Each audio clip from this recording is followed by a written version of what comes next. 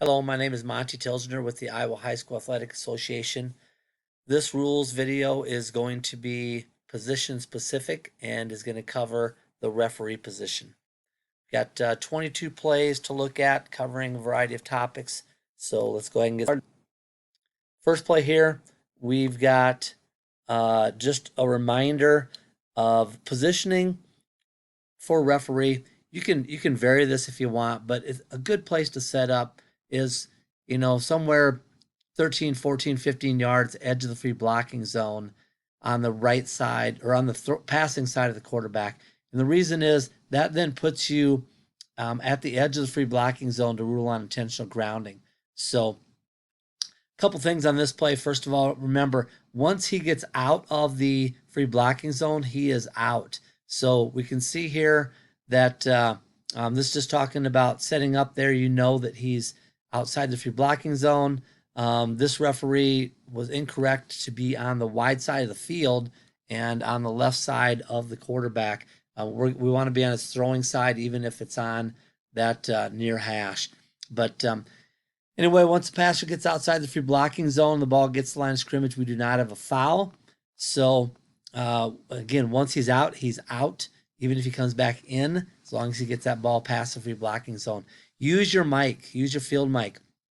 Get on right away and just say, there's no foul for intentional grounding. The passer got outside the free blocking zone and the pass cross line of scrimmage. That's going to get everyone to settle down. We got a coach here who's getting excited thinking it should be intentional grounding and so on.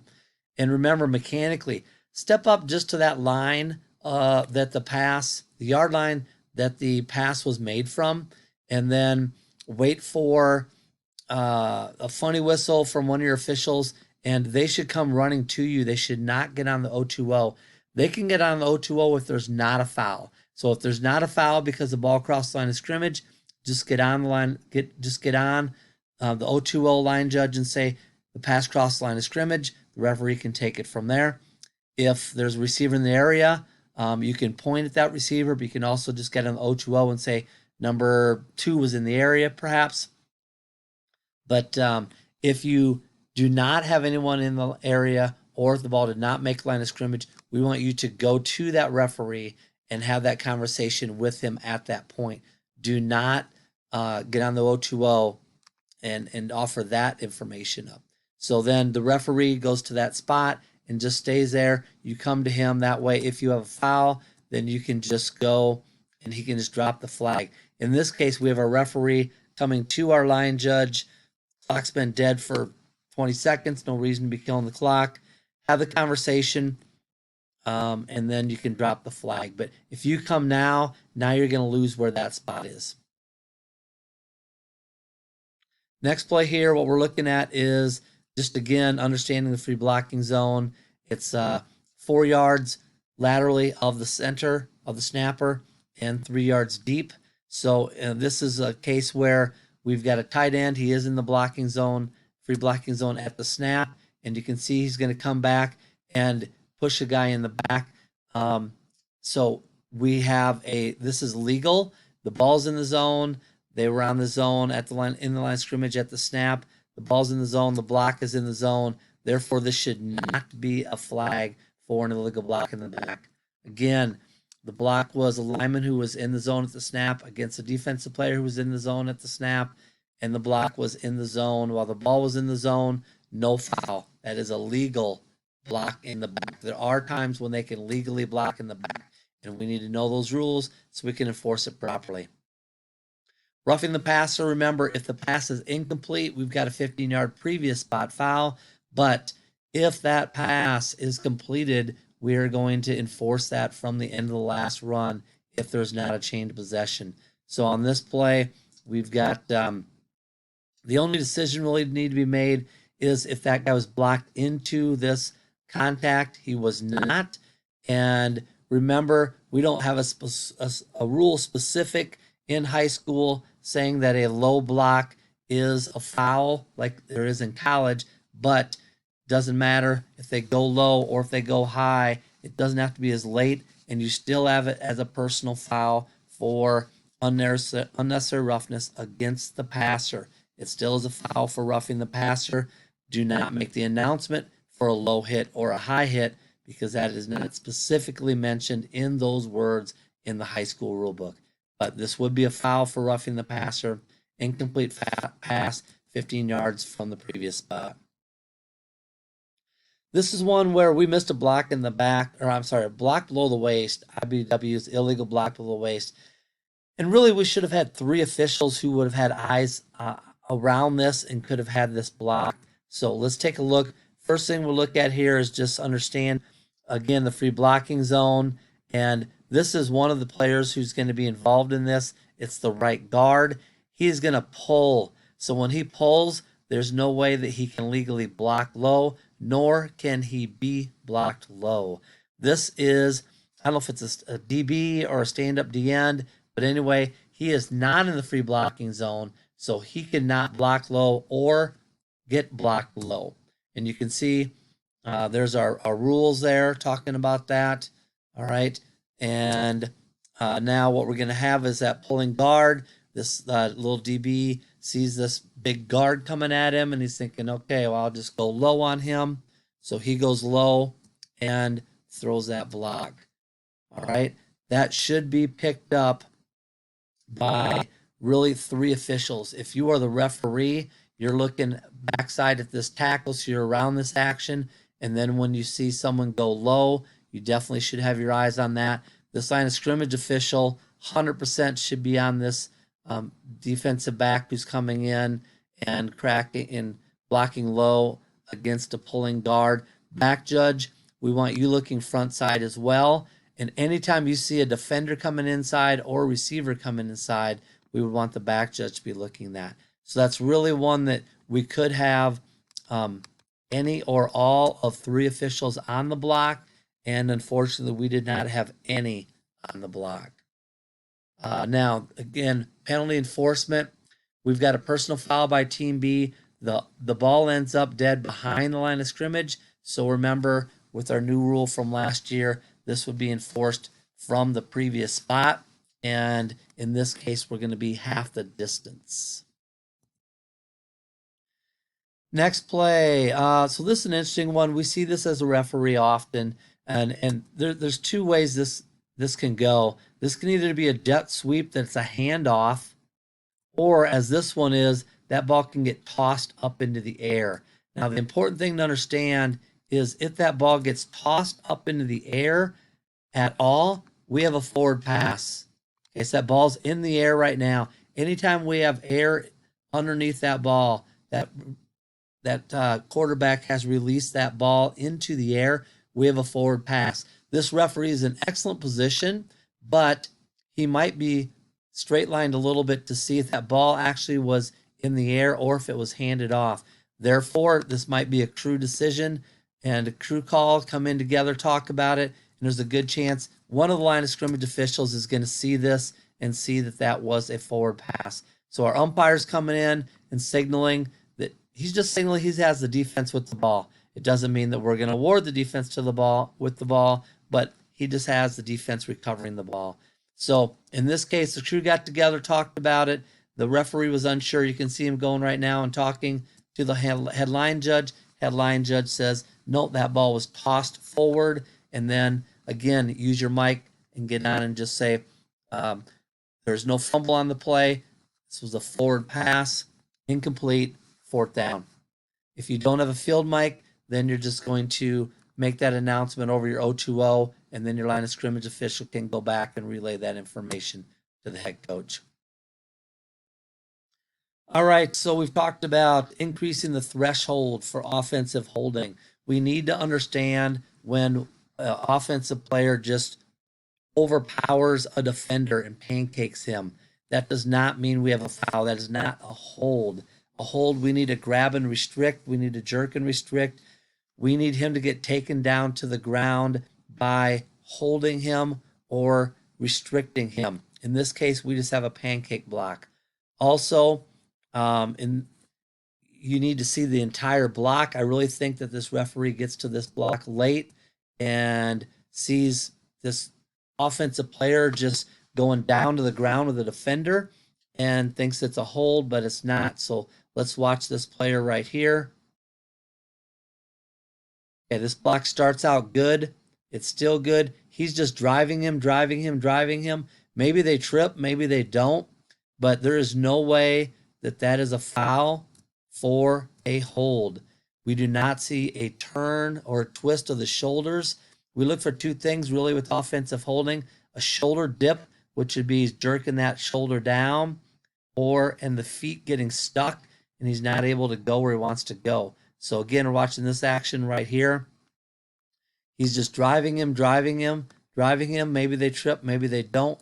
But our referee sees through a lot of people, sees this action, thinks it's a hold, throws, and of course, what happens? We bring back an 80-yard touchdown. So we need to increase our threshold.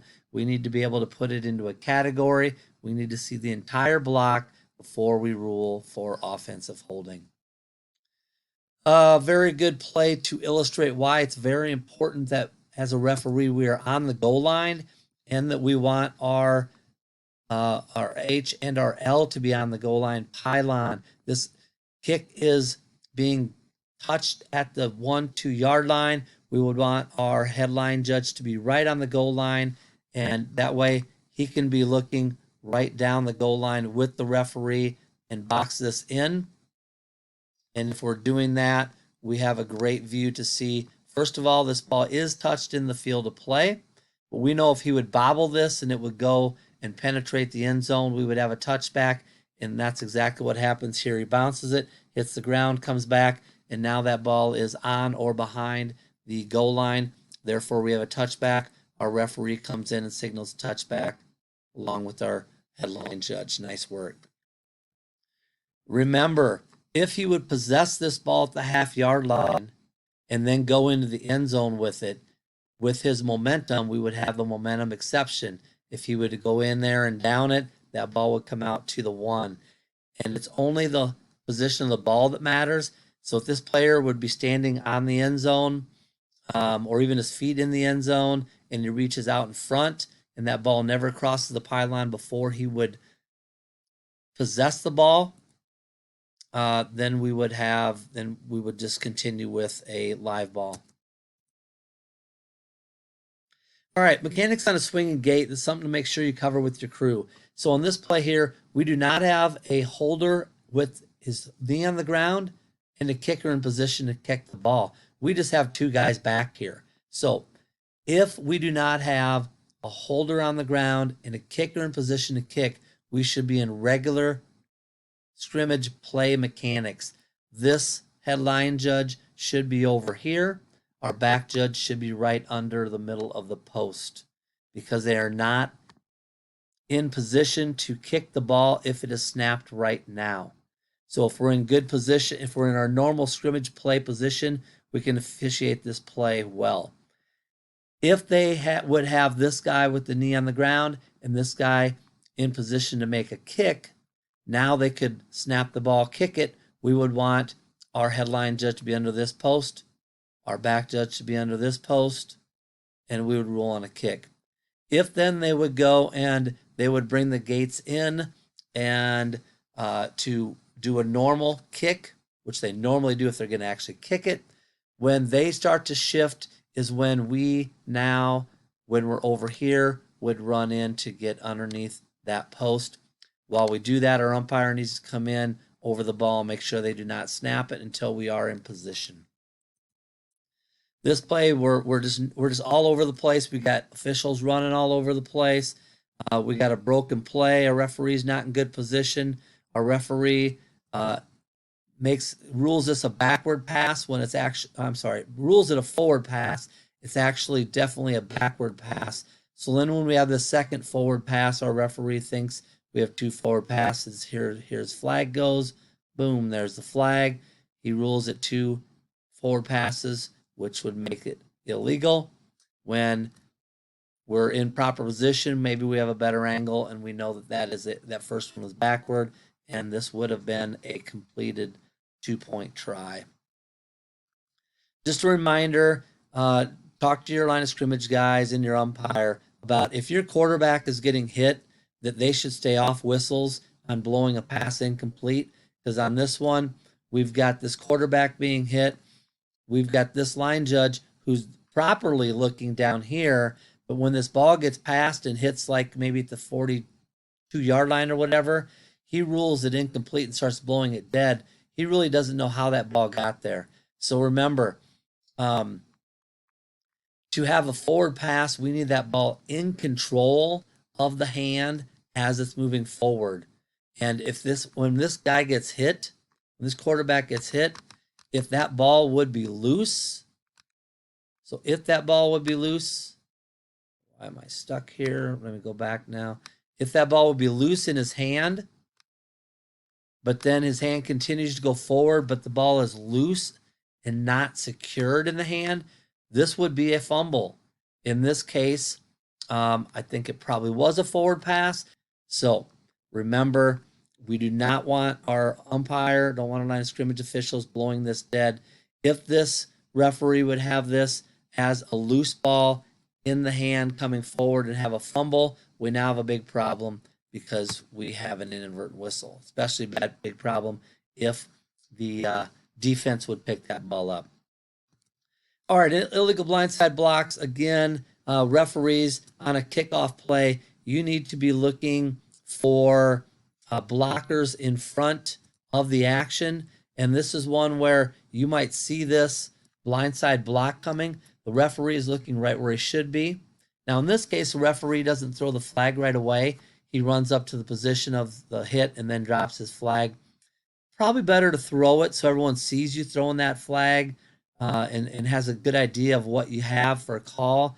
Because if you watch as this plays out, he does get the block. He comes all the way up, and now he just drops his flag. And problem is, no one's going to see it. And now all of a sudden, we're 50 yards downfield. We have a touchdown on this return. And now all of a sudden we have a flag back there that no one saw you throw initially.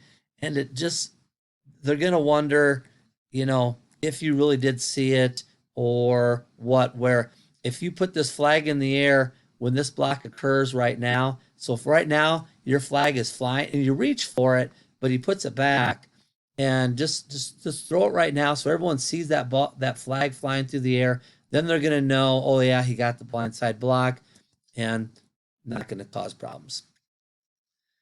Again, mechanics, and philosophy. So on a forward backward pass, remember, these are big change of possession plays. We need to get them right. So this is a big play in this game. Anytime we have change possession, it's a big play. So what happened here is, went right by the first edit.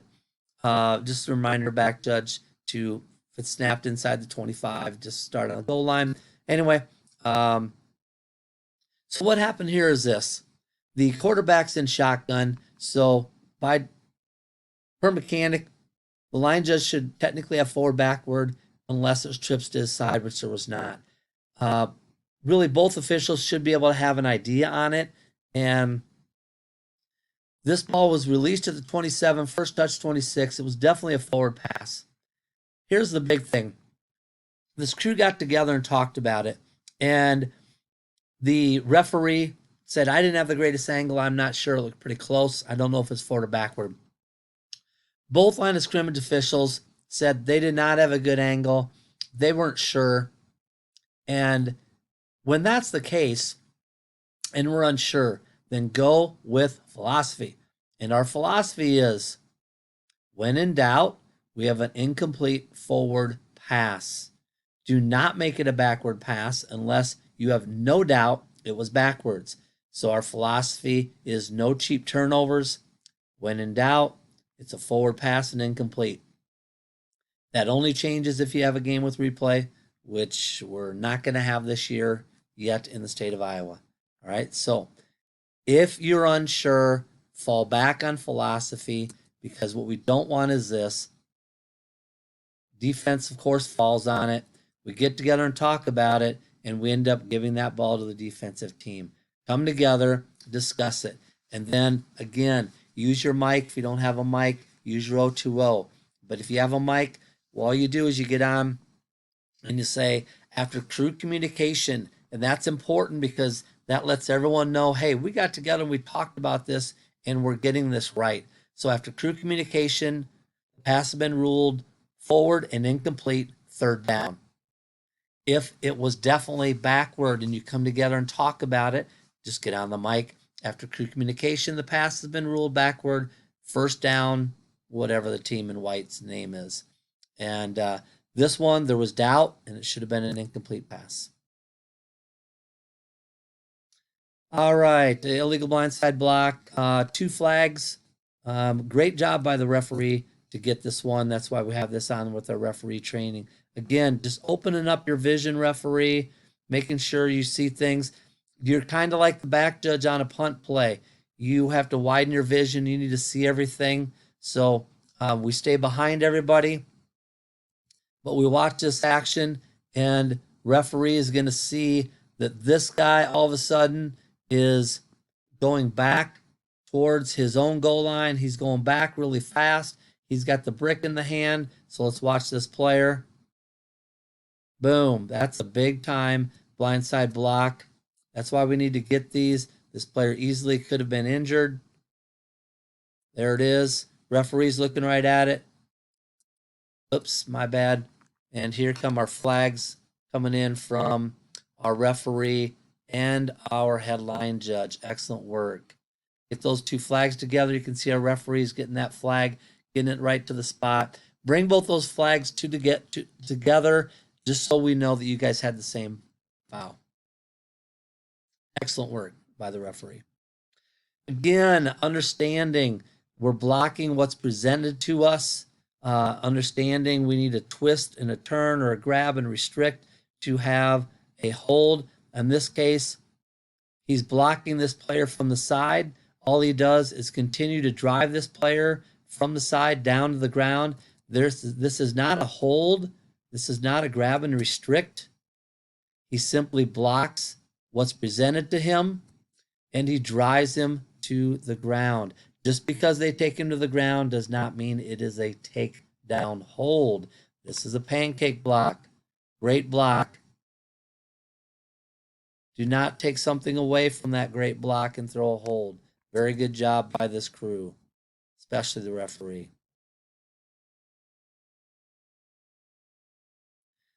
Okay, don't let 5-yard penalties screw up your game. Anytime you can do warnings, and so do so. Talk to your crew about this. Illegal formations, make them legal. Blade of grass rule. Talk to the guys about getting up on the line. Get illegal motion, just drifting a little bit towards the line of scrimmage. Just warn them. This play, this technically is an illegal shift, but just get to the quarterback and say, hey, you got to get down underneath your center before you guys put him in motion. You can see he's upright, not under the center, puts this guy in motion. Then he goes under the center. By rule, this is a shift, and then this becomes an illegal shift because this other guy did not get stopped as well. This would be a foul, but just warn him. Tell him, quarterback, just get under the center before you put him in motion. He doesn't need his hands underneath him necessarily. Just kind of be bent over the center before you put him in motion. You can also put him in motion with your foot, but warn him. You don't need to be flagging this. If you get a lean by let's say this number 5 here just starts leaning again before the snap. Again, you don't need to flag it. Just warn him. Hey, 5, you got to stay upright. Don't lean on me. Another blindside block. This is one I think the referee should be able to get. So we've got, again, this little pass here. That's a forward pass, but he catches it. So now, again, referee, you're looking out front, in front of blocks. There's no one around this runner. We do not need to be officiating air. We do not need to watch a runner in open space with the ball. So referee, there's a good chance you should be able to see this action by number 11 coming back to the inside. Line judge definitely should. Back judge 100%. Anytime a receiver comes back into the inside, the back judge should have it. And again, what do we have? Is this forcible? This is forcible. And it was initiated with the shoulder, then they push with the hands. That's a foul. It's not a block. It's not an illegal blindside block if the hands are in front of the body, extended in front of the body, and then they use those hands to push.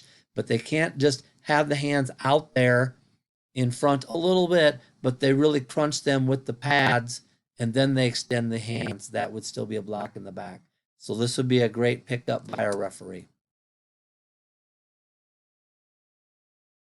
All right, illegal block below the waist, knowing it's a foul and who should see this. This is one the referee should pick up. Why? Because referee, anytime your back steps up to block, you need to see what that block is and the legality of this block. We're going to have this running back next to our quarterback step up and be a lead blocker for our quarterback, and he is going to go low.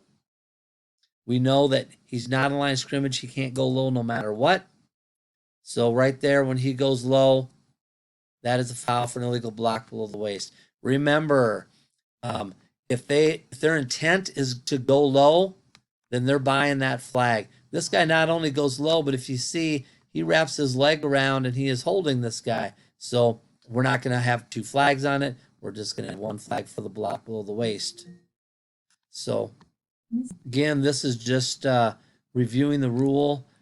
He's not on the line of scrimmage in the free blocking zone at the snap, so that's going to be a foul. But these are all 3 that need to happen for it to be a legal block below the waist. Not all block below the waist are illegal. In this case, it was, because he was not on the line of scrimmage and in the free blocking zone at the snap. So that makes it really easy. All right, we are wrapping this up. We got a couple plays left, I think. So roughing the passer, this is a very easy example of roughing the passer. Remember, we want to say something like ball's gone, ball's away. That's an easy one, no-brainer.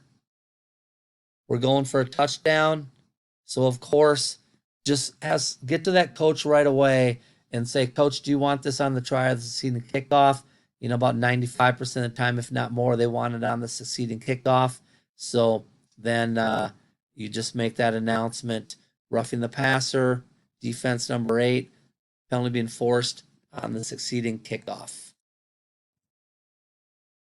Excellent job by our referee. This is just a reminder, week 9. This was week 9, but trick plays got to be 100% clean. This one's not. This is understanding definitions. So when we have the center with his hands on the ball, and we have linemen with their hands at or below their knees, they are what we call locked in, and therefore, as soon as they shift like this, that is a foul for a false start. Here's our rule reference right here, 717C. It is a false start if any player on his line between the snapper and the player on the end of the line, after having his hands on or near the ground, moves his hands or make any quick movement. So those guys were locked in because that center had his hands on the ball, and therefore when they shift, it is a false start. All right, I believe we're looking at, again, referees. This is would be a great pickup by our referee. You're not responsible for the action right around that ball carrier. Focus on, widen your vision, see this guy going the wrong way.